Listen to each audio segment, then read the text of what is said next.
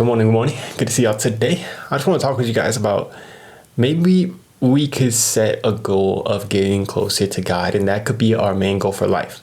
So I think it's just something that a lot of the times we'll have goals for all these other big things that we want to do. We have things that we want to strive for. We have things that we see in the future, and we're going to set our goals for that. We're going to be like, okay, that's the thing I want to go after.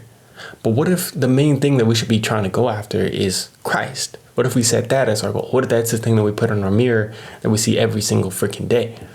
Because I don't know how many of you guys, I don't know where you currently are in your walk with Christ, but I know that there's definitely levels that we can get to with Christ. So if we think about the fruits of the Spirit, love, hope, peace, joy, like if you could walk around with love and hope and peace and joy, the most every single day, that would be pretty damn amazing. But I think that all of us can say that we don't walk around every single day with that.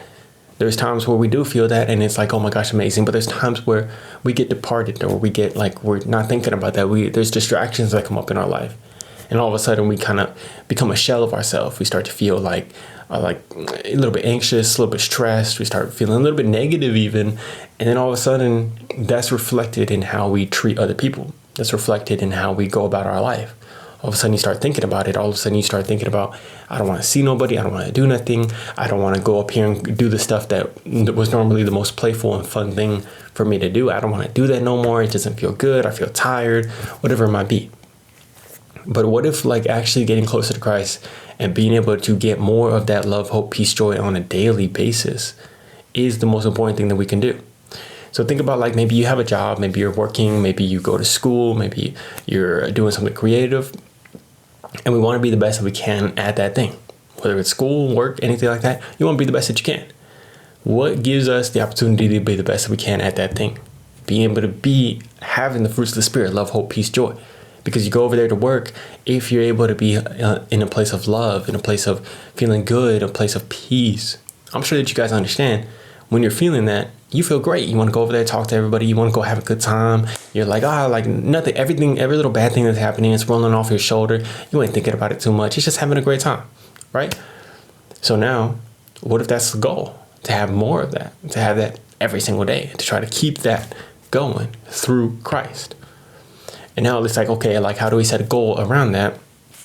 I think it's something where first we have to have a gauge. We could have a gauge around what is actually showing this love, what is actually showing how close we are to it. So for me, like with the love, I want to be able to live through love. That's one of the most important things for me right now. And on my mirror, I have it on there where it says, how well did my love for others reflect my desire to please Christ the most?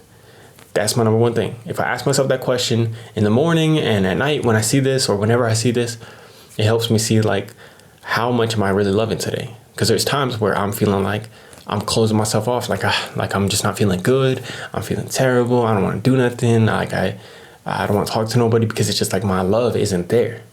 But then when my love starts, like I start reading my Bible more, I start thinking about Christ, I start meditating on Christ, whatever it might be, all of a sudden this love, I'm able to ask myself that question again and it's a different answer. All of a sudden it's like, I'm loving everybody. It's like this overflow from my body that just wants to go and touch everybody. You know what I'm saying? Yeah, you know what I'm saying? Like it feels good. It feels amazing. So we can do the same thing with like asking ourselves a question with peace. How well did my peace reflect my trust in Christ today? Like if you're trusting Christ, we are going to be peaceful. We're not always peaceful, but when we trust Christ, when we trust like, hey, I trust what he's going to do. I trust that he is in control of all this stuff. We become more peaceful. Now, this is just like a random thing, but that's a question that you can ask yourself and put it up on a sticky note.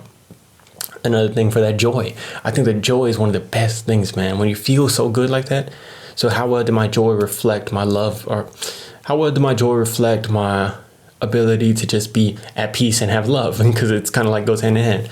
You know, it's just thinking about it. You go to ChatGPT and ask it to pop up a question for you, but something like that. Because I think as Christians, sometimes we don't really think about these things as stuff that we can get better at, I will say. Better at and go towards. Like the fruits of the Spirit. It's not just something where, I don't know, when I was getting up in Christ and growing in Christ, I didn't know that it was something that, oh, this is something that you can have right now. This might be that glimpse of heaven. I'm not like 100% sure, but this is something that we can have right now. And I know this because it talks about that. Jesus Christ has come so that we can live life in full, not so that we can keep dragging ourselves around, not so that we can feel so terrible. He who trusts in Christ is happy. It says that in the Bible, man. That's one of my favorite verses now. Maybe we can set that as a goal and we start to become better and better. Because, you might be going throughout your life. You might be feeling like you go and you have these people at work or at school that really are testing you. They're just annoying. They're really like pushing your buttons as much as you can. You come home, you're stressed about it. It's terrible. It's weighing on you, whether you know it or not, but it's weighing on you. It's something that you think about. My mother even wakes up in the middle of the night and she feels like she's still at work because there's people that test her at work. And I know that there's a lot of us out here that need help with that need help with like being able to turn that off. And maybe instead of saying like, oh, well, like that's just how it is in terms of work, in terms of school, in terms of our craft, maybe we start to be like, okay, what can we do to get closer to Christ so that we can start to release this, but also start to love in that environment, start to bring Christ into that environment.